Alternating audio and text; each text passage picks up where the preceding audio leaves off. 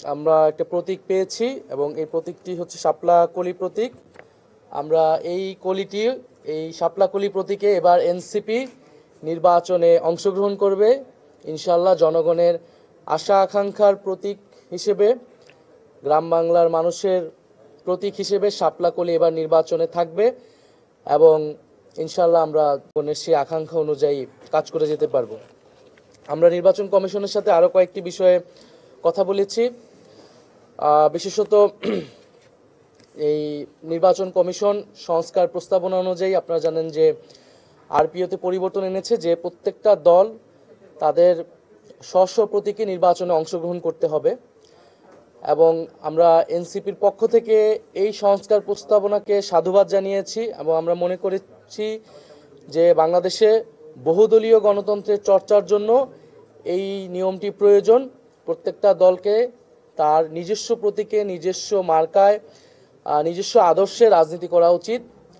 কোনো দলের সাথে জোট বা সমঝোতা হলেও তার প্রতীক আলাদা হওয়া উচিত।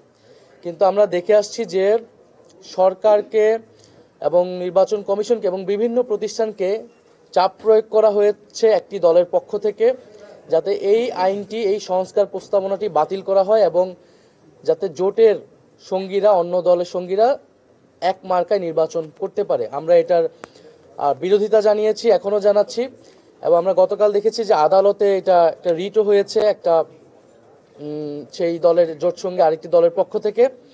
আদালতকে, যেহেতু রাজনৈতিক মাঠে এবং সরকারের কাছ থেকেও এটি আদায় করা সম্ভব হয়নি, এখন আদালতের মাধ্যমে, আদালতকে ব্যবহার করে এই সংস্কার প্রস্তাবনাটি বাতিলের চেষ্টা করা হচ্ছে।